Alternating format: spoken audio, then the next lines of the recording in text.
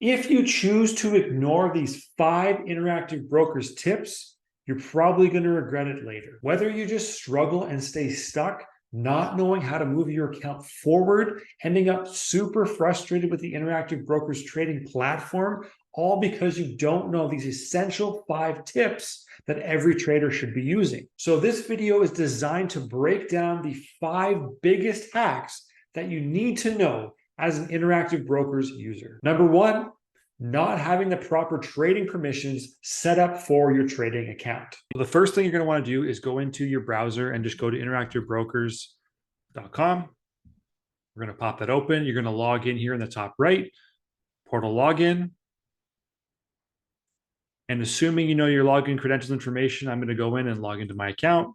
You can also do this from your Interactive Brokers TWS on the desktop trader. If you want to do this and launch the window, you can go to account.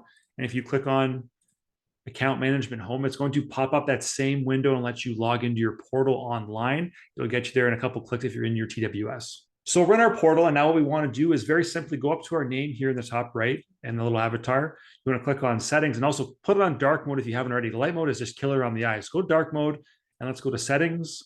And then there's 2 different things you have to do in the settings department to get the trading permissions approved. And they vary a bit depending on your account. What you want to do first is go here on the left-hand side, and you need to understand that if you scroll down and you go down to trading permissions, this is where you're going to select which type of entity you want to trade.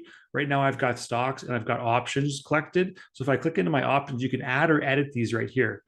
And I can see here any kind of market where I want to trade options, for example. If I want to do it in Belgium, Germany, France, Italy, Spain, wherever it is, I'm going to do it in Canada and the United States right now. You can just check these boxes. If you want to add Germany, let's say, you would check the box, or if you want to uncheck a box, you could do that as well and just change it up. And then I can move myself up here. You would just click continue down here in the bottom right. Trading permission downgrades are requested shortly. If you have positions, it'll just give you a kind of warning if you're downgrading. So we're going to take that off right now and keep it on Canada. I don't want to downgrade, so we're going to continue. And now it's going to say, hey, this is the change that you want to submit. If you're just adding things, it's going to be clicking on this. We'll submit the changes below, and that'll be your request. And then you just go in here and you sign your digital name and just click continue, and I would start processing your request. It does take interactive brokers anywhere from 24 to 48 hours to go through these. And that's 24 to 40 hours business days. They don't work on weekends and this kind of stuff. So it can take a little bit of time if you put the request in on a Friday.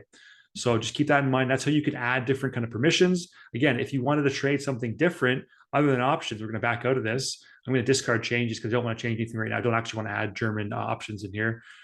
You can just go down here. You want to add some futures, request futures, do the same thing, pick your market, submit it, right? Continue.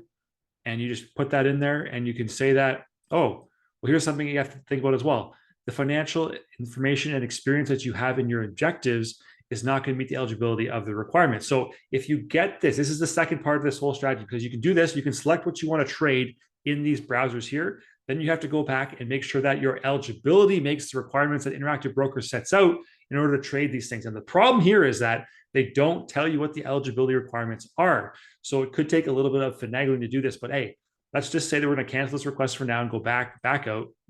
And let's say we don't want to do futures with Canada. So what we have to do first is go back, and we're going to keep that in there for later, but we're going to go back out again one more time to the back screen where all our different kind of options are in our portal.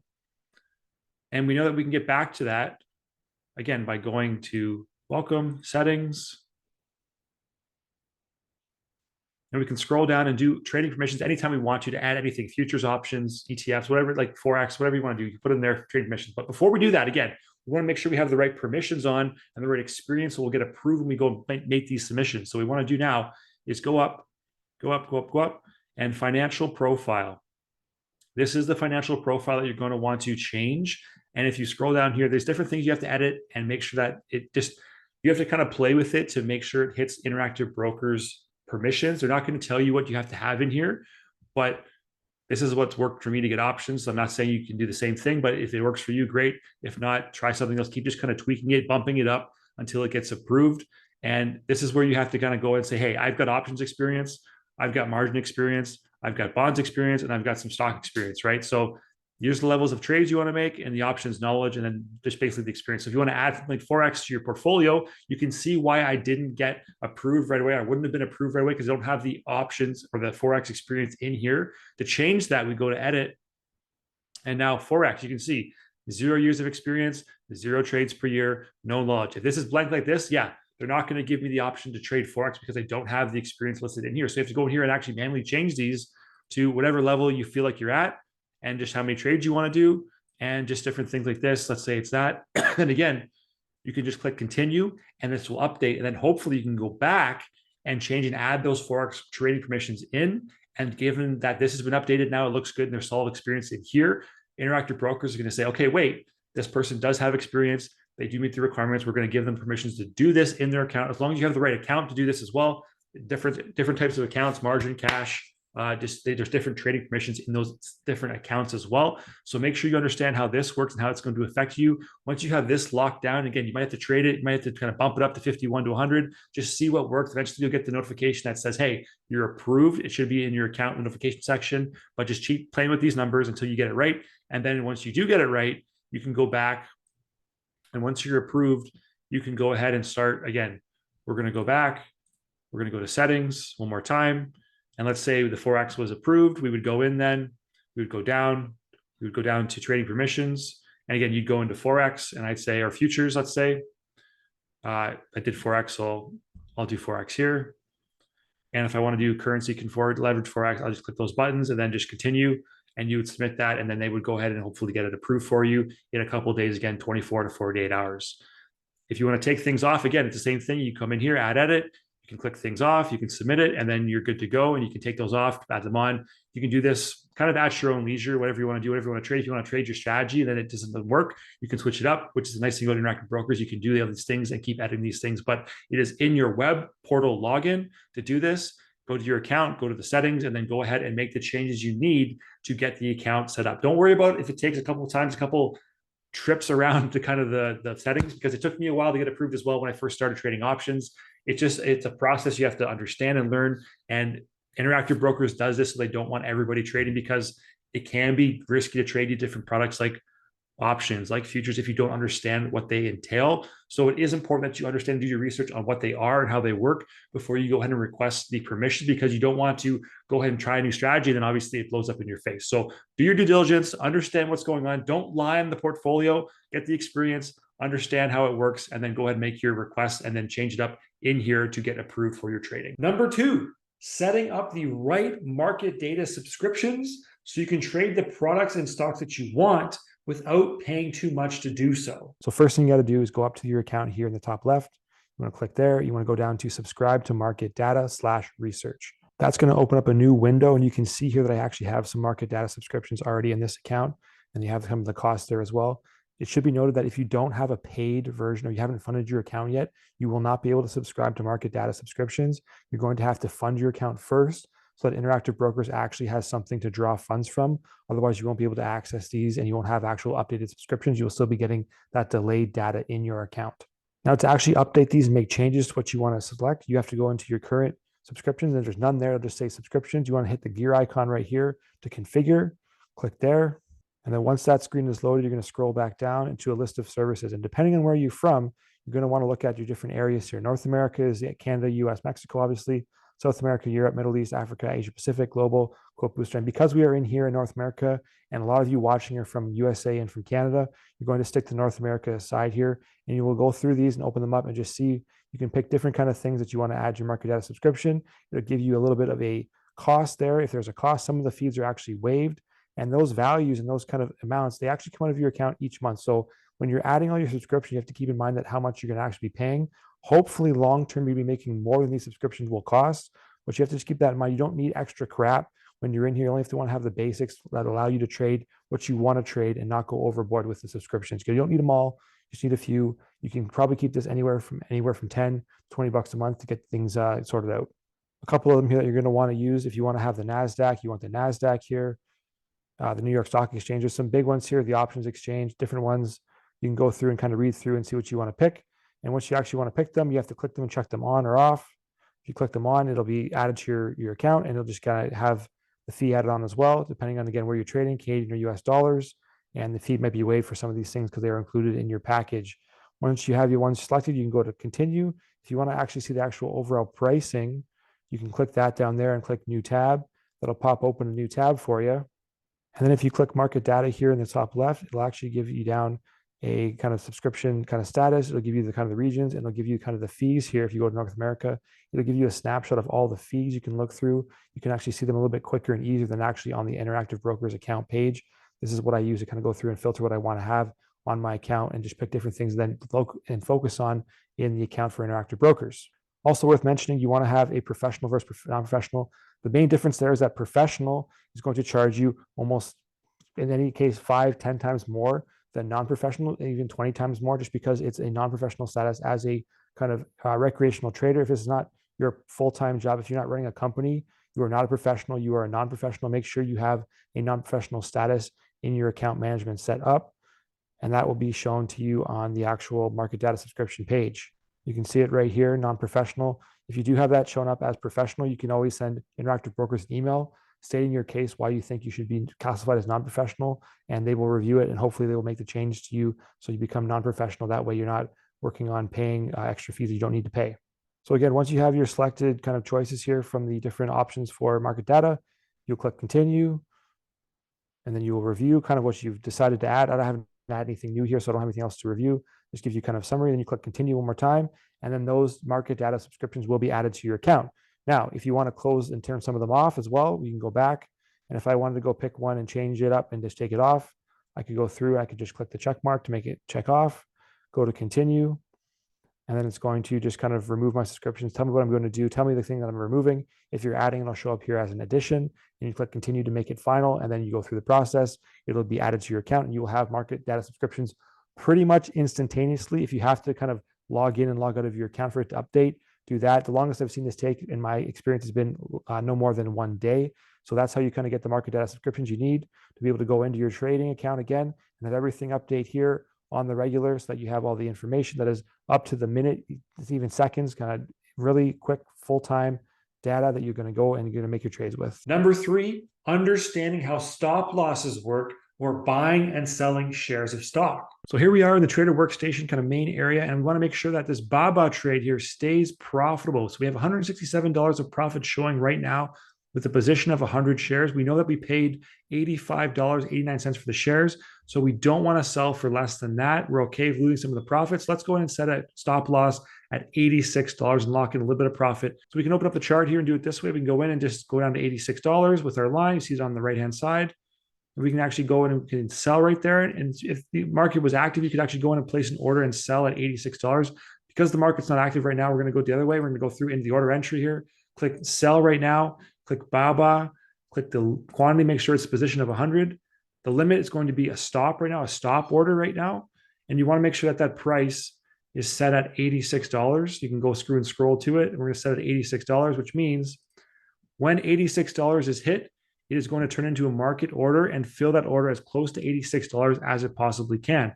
Right now, the bid and asks aren't going to show up, but we have day, we have good till canceled. If you want to do it for a single day, put it on day. If you want to do it for infinitely until it happens, click good till canceled. I'm going to click day here. You can click submit, and then you'll kind of refresh the information on the screen. If you override and transmit it, it will then set up the trade and put it into the orders here. And once it's actually confirmed, once the price of BABA hits 86, it will end up executing, making it help happen into a trade. Now, keep in mind, if it does hit this $86 mark, it doesn't mean exactly it's going to sell at $86. Because of the stop order, it means that it will try to execute as fast as it can around 86. But if BABA's stock drops significantly, and it goes from where it's at now and plunges all the way to $70 right away, it's probably not going to execute right at that $86 level. It's going to be a little bit lower than that. You're going to end up losing a little bit more money than you think to. And that's just the part of how the stop order works. And it's the price you pay for setting an order that's not actually being monitored by yourself and not actually watching the charts day to day. But it'll be close, and the market would really have to sell off quickly for it not to hit this $86 and execute right on time. The other thing you can do with stop orders is go ahead and you can actually use them to enter positions. So if I want to enter a new position, and I'm going to go to my favorites here and say Meta. Meta's been beaten down a little bit. Let's open up the chart. And let's say I want to start buying shares of Meta. If it hits this line, let's say 110. If one hits 110, I want to go ahead and start buying some shares of Meta. I can automatically put that stop buy order in by going into the chart again up here, opening up, making it a buy order. Okay. Quantity of whatever you want. Let's do 100. Let's do another stop order. Okay. We're going to buy, which means if I do it at 110, it's currently at 114. So if it continues to drop all the way down to 110, I'm going to have an order in here to actually buy shares right away. We're going to do day order as well, same kind of thing. And then what's going to happen again, if it hits 110, it's going to try to fill that order right away at 110 or as close to it as it possibly can, depending on the where the market goes. And I will buy 100 shares at $110. We'll submit that now. You can check this stuff again on your own screen if you want to. Transmit, and now it's in there as well. And when that actually opens up and hits, it'll happen at $110. And I would actually add shares of Meta to my portfolio. You can see the green line there showing the buy order is in at that $110 mark. So there's two different ways to do it. You can do it to protect your losses. You can do it to buy into the market. You can actually do it to take profit as well. So if I'm in a position where I'm actually profitable here at Microsoft and I want to kind of juice up my returns a little bit more, actually let's go into Nike here. We have Nike. We have 100 shares of Nike. We're going to jump into this one and we're plus 560 bucks. We want to kind of make sure if we hit that 115, we're going to sell next time it's 115. We do the same thing. We come in here, we go sell 100, which is our position. We do a stop order. Okay. We do 105 or 115 rather. I'm going to type this one in because it's a little bit quicker to do that way. 115 day, right? And we go submit, check the information there, and we transmit that in. Again, once these are actually hit, they will turn into trades, and that might be today, that might be in a different date. If you're doing good till canceled up here, it'll actually be in the future, right? That's good till it actually gets canceled by you. But what that's going to do then is open up the chart here for Nike, that 115. It's going to give me that line, that red line here is a sell, and it's going to sell 100 shares of Nike if it hits 115. So what it's saying to me right now is I think Nike is going to go back up in value. I can put an order in to take profit at that 115 level right there. And if you want to really kind of safeguard your investment, you could also put a buy to or a sell to close and close your position out so it doesn't go down too far and kind of lose money. So if we had the example with Nike, we paid 98 bucks a share. Let's say we don't want to go below 100. We just go then and say Nike. We also want to sell an order at 98 or 100. Let's go 100, lock in some profit. That way we keep 200 bucks in our pocket no matter what, pretty much. Again, the stop order is going to try to execute as close as I can to the 100. Let's go back to 100 here. Maybe make sure it's a stop order. Okay, submit, override and transmit, and boom. Now we have a stop order on the top end for Nike. Okay, to sell if it gets to profit and take profit there. We also have a sell order down here to take kind of limit our loss and actually lock in a little bit of profit that's left if Nike's stock price continues to drop down. So there's two ways to do it there for selling. You can also do it for buying, like we said on the example with Meta, and that's how you stop orders with Interactive Brokers to either limit your profits, limit your losses, and try to get as close to the actual stop order as you possibly can. Number 4, setting stop losses for options trading. These are different than trading individual shares. And if you don't understand what's different between them, you can blow up your account. Here's what we're talking about. We're going in, we're going to watch this. We're looking at Meta. We think Meta is going to go on a bit of a rip here. We're going to look at the 8 days out to expiration calls. Look at the 240 calls. We're going to buy some of these babies because we think we want to ride some profit up and go lock in some gains. We want a quantity of 5 right here. Limit order is fine. We're going to go in the mid right there. And we're going to pop this little advanced tab open to get our profit taker and our stop loss on. Good responsible trading practice, right? You want to do that to make sure that you have numbers in here. We're going to change this up to, let's say 425. And this is going to tighten up a bit to, let's say 270. Let's go 295. Okay. So we're tight on the bottom end. Let the profits run up top with our limit order. And we're going to submit that. Okay. When we do this, we are protecting our downside by limiting risk. And we are limiting our kind of profit on the upside, but we're also going to lock in some gains when we feel like it's good to do so. So we're going to do this. I'm going to change this to a market order so that it gets filled. I can show you what I mean quicker because sometimes it takes a little bit to execute these orders. So we'll put that in. Market order is going to show up right here. And you can see in our account here, we have the trade locked in. We just have Meta right here. We bought some calls, okay? We have our trade right here down at the bottom. And now in our account, we've got Meta right here. So let's say Meta's price starts to increase and goes on a bit of a run. The problem here is that if you go and you have your stop losses set, you can see them, they're in the chart right there, which is great. The problem though, is if you want to kind of scale out of your position on the way up, this is going to be a tricky thing to do based on the orders you just placed. So we got our meta order here at the top. We got our 5. We've got a sell and a sell for our profit taker and our stop loss, and in quantity of 5 as well. Okay, that's great. That's what we want. But again, if we go to scale out of this position and say, hey, meta, we want to take some profit. We're currently down a little bit on this position. We're going to take some profit. We want to sell to close, and we're going to take 2 and take them off the table. Okay, we're going to go 2 with a market order, and we're going to do that at the mid again, and we click submit. What should happen is that these 2 call options that are in your account right now, they should be subtracted from these orders down here. But when you see I click the button, they won't be. Limit order, changes to market again, get it in there. And it's going to be confirmed in a second. And we're going to see this number over here on the right go to 3. We now only have 3 contracts in our account, and we still have these profit taker and stop losses in there for 5, which is a problem because we don't have 5 contracts anymore. So when you do this and you look to scale out, either you want to not set these up initially, or when you do make that first buy to scale out of your position, you want to update these as well with the quantities and change them to 3, which is your position here. If you don't do this, you're opening yourself up to having potentially 3 of these contracts you could sell. Then you're going to be selling naked or uncovered calls potentially if you let these stay at 5 and they do get executed, which is a huge problem that you don't want to have. So understand how to manage that risk right here in your order tracker. Now we're good to go. We're at 3, and we're at 3. These numbers should always match up here. If they don't, that's a problem. If we want to scale out of this, we can also click on the right click. We could go close out. Once it pops up, we could close. That's just going to ask us if we have open orders, we're going to cancel them, or you want to not do this and close and just leave them the way they are. If you want to leave it the way it is, you come down here, you go back and just have these orders execute when they hit, or you cancel all open orders and you go ahead and then you just close it off yourself if you want to do that. But remember, again, if I was to scale out of this one more time and sell one more contract, limit, we're going to go mid this time, market order. Okay, submit that. These numbers aren't going to change. This is going to drop to 2. Now we have 2 contracts. We still have 3 on the hook. We don't want to have these. You can either cancel them or you can just update the quantity yourself. If you want to do that, by all means, update. So just keep in mind when you're trading that this doesn't always update the way you think it is, and you're not going to be on the hook for some uncovered calls right here, which has potential for unlimited losses. Looking at the stock and just buying straight up shares, let's go in and say we want to buy shares of ACN. Let's do that. Accenture, where are we at? Where are we at with shares? Okay, we want to buy some shares, right? Let's say we want to buy 500 shares of ACN. We're going to do market order. We're going to be responsible again and click advanced and click on the stop loss, right? And we're just going to do stop loss this time. We're not worried about the profit taker. We're just going to do stop loss and go submit. Okay, transmit, boom. So we're in the game right now, right? We have our portfolio. ACN is going to be in our portfolio. Let's see where it's at. It's right here. Okay, we're down $22 because we just entered right now. 500 shares. And if you click on the chart, we're going to see our profit taker in here as well. Okay, it's right there. Sell stop at 270.64. We're currently at 271, so about $1 underneath where we sold that. That's great, and that's how you protect your downside. The problem though is when people decide to go ahead again. If you right click to close, it's going to give you the warning like I have open orders.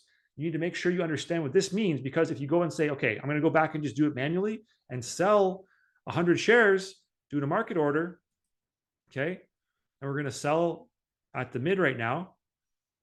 We want to sell, not a stop. We want to sell the market order, okay, and submit. We just sold 100 shares off. Our position's 400 in our account now over here. We can see that. But down here in our order section, we're still looking to sell 500 shares when this stop loss price hits. What that means is if the price of Accenture goes down to 270.64, like shown in the chart, we're going to sell 500 shares. We only have 400 in our account, so we're going to sell off 400, and then we're going to be short 100 shares based on our order right here for our stop loss. So it's good in practice to put these in, but you have to be able to monitor them and understand what they mean. Understand that you don't want to kind of match any variance in these quantities here. These quantities here, they should always match up. We're going to flip this to 400. Again, the position, you can see that in there. It says positions. That's a little key indicator for you where you need to be when you update this.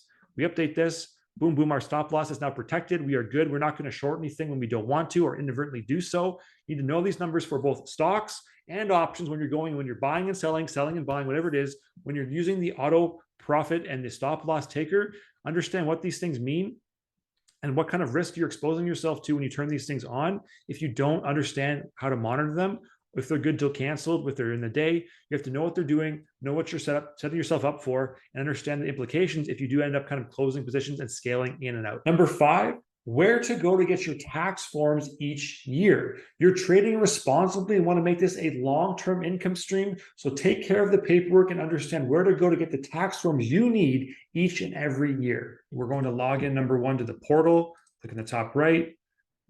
Go through and add in your actual login information. My stuff is grayed out because it is confidential. We're going to log in. Once you are in your account, what you want to do is go here at the performance report section and click on tax documents. This will bring you to your tax report homepage for your account. If you select a tax here and there's nothing shown here, or there's not multiple documents shown, it's because Interactive Brokers has not yet provided them to you. At the end of this video, I will show you the dates that these forms become available, so stay tuned for that. But you'll just go down and download these forms here, PDF, CSVs, and make sure you select the right year, 2022, to download those options, or you can click download them all right here. If you want to see your Forex returns, you're looking at FX income worksheet, your dividend report is right there, and you have foreign assets and other forms for your account. So if you take these, you can then take them and provide them to your accountant, or if you do them yourself, you can use them for your own tax input. Now, to find out the days that these reports become available to you for 2022, what we have to do is this. If we click this little icon right here by the tax form and click help, we'll click that, and we'll scroll down here and we'll go for complete description of tax forms, reports, and issues. Click here, open that up, and this will give you a page where you want to click on reports and dates for the taxes for Interactive Brokers. And then you can go down and see these actual dates for different forms. It'll tell you the date that it's available. So just understand what the US is going to be different than out of country residents, and Canadians are going to be different as well. But it tells you right there, if you're Canadian, T5, T3, T4 RSP, all the dates that they're available, where you're going to report them to, and receive by which accounts there. Lays it all out for you, Quebec as well. So go through there, pick your idea, understand when these forms become available, and then go back and download them and provide them to your accountant when it is time to do so. And remember, if there's something you're stuck on, you don't understand how to work the Interactive Brokers platform, I am just a quick comment or email away. Andrew@tradingoptionsdaily.com is the email address. You can hit me up anytime.